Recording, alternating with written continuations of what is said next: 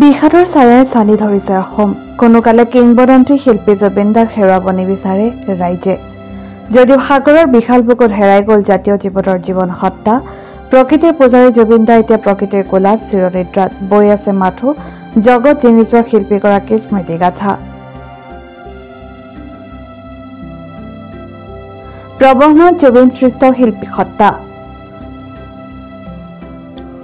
স্মৃতি মণিকূটত শিল্পীগৰাকীৰ জীৱন দৰ্শন আৰু জাতীয় জীৱন সত্তাক উজ্জীৱিত কৰাৰ প্ৰয়াস সৰ্বত্ৰে। ইয়াৰ এজন প্ৰতিফলন বিহালীৰ বিহুমাৰী চাইনিং গ্ৰীণ আছেনা ৱেলফেয়াৰ ফাউণ্ডেশ্যনৰ আয়োজিত শ্ৰদ্ধাঞ্জলি অনুষ্ঠানত ঘোষণা কৰা হ'ল বিহালীৰ মনাবাৰীত নিৰ্মাণ কৰা হ'ব জুবিনদাৰ বিশাল আকাৰৰ প্ৰতিমূৰ্তি। নিজা খৰচত জুবিনৰ প্ৰতিমূৰ্তি নিৰ্মাণ কৰাৰ আনুষ্ঠানিক পূৰ্বক ঘোষণা কৰিলে প্ৰকৃতিপ্ৰেমী তথা চাইনিং গ্ৰীণ আছিয়ানাৰ সঞ্চালক ডক্টৰ কিশোৰ হাজৰিকাই।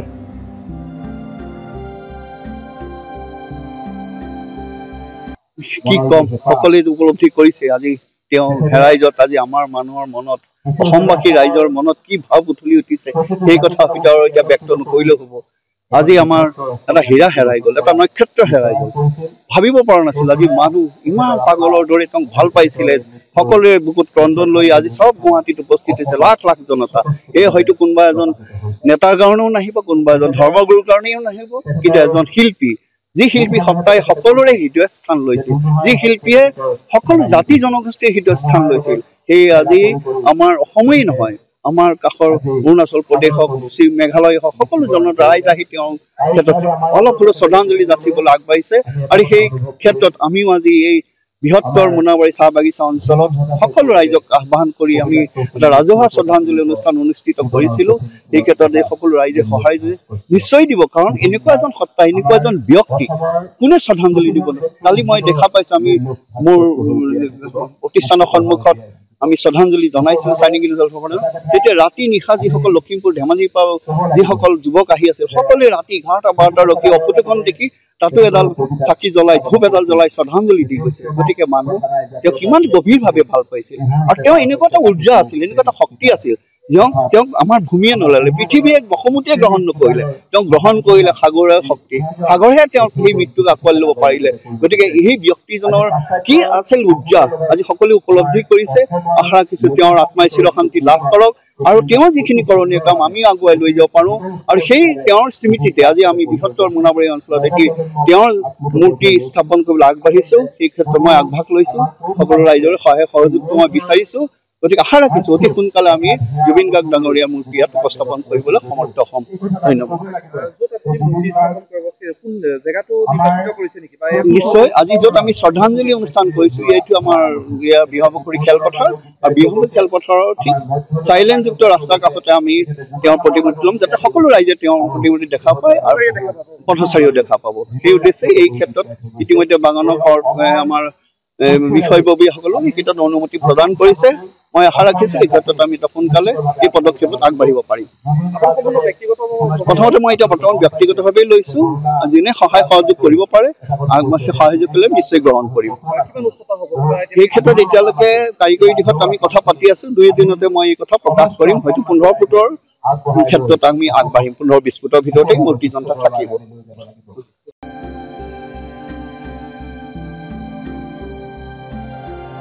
বিশ্বনাথৰ পৰা ৰমেশ চন্দ্ৰ চৰণ ৰিপৰ্ট, NJ মিডিয়া।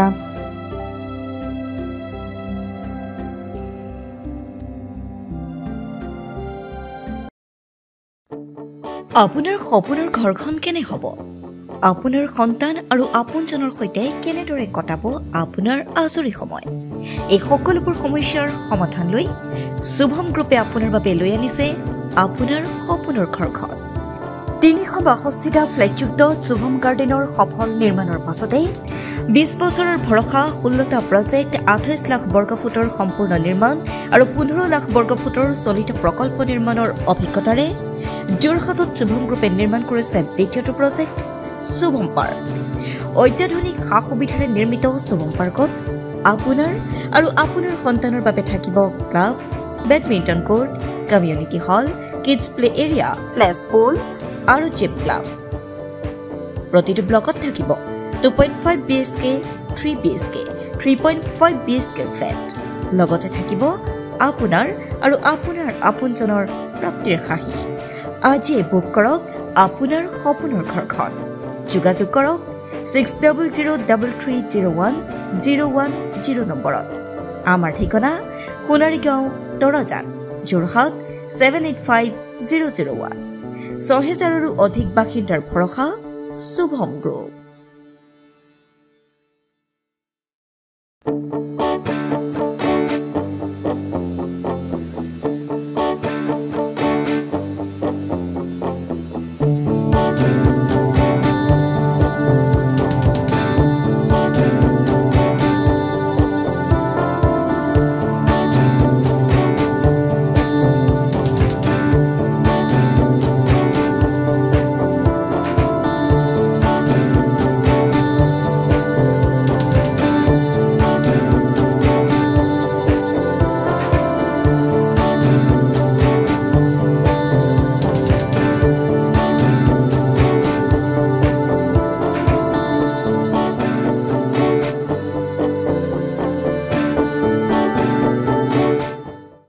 যোৰহাটৰ প্ৰথমখন NABH স্বীকৃতিপ্ৰাপ্ত চিকিৎসালয় AJ নাৰ্ছিং হোমত নৱসংযোজন কেটলেব ৯৬খন বিচনাযুক্ত neurology nephrology urology medicine OBS and gynaecology orthopaedics paediatrics cardiology প্ৰতিটো বিভাগৰে নিয়মীয়া OPDৰ লগতে ডায়েলিচিছৰ সুবিধাযুক্ত চিকিৎসালয়খনত সংযোজন কৰা হৈছে হৃদৰোগীসকলৰ বাবে অত্যাধুনিক কেটলেব য'ত মুখ্য চিকিৎসক হিচাপে আছে অভিজ্ঞ কাৰ্ডিঅলজিষ্ট ডক্টৰ গৌতম দাস আৰু তেখেতৰ সহযোগীসকল ইতিমধ্যে যোৰহাটস্থিত চিকিৎসালয়খনত প্ৰথমবাৰৰ বাবে সম্পন্ন হৈছে এনজিঅগ্ৰাফি আৰু এনজিঅপ্লাষ্টি ইয়াৰ লগতে 12খন বিচনাযুক্ত ICU নিঅনেটাল ICU তথা মাল্টি স্পেচিয়েলিটি হস্পিটেল হিচাপে তিনিটাকৈ মডুলাৰ OTৰ উপৰিও 24 ঘণ্টাই ৰাইজৰ বাবে উপলব্ধ এক্স-ৰে আল্ট্ৰাছাউণ্ড আৰু CT স্কেনৰ লগতে অত্যাধুনিক চিকিৎসা সেৱা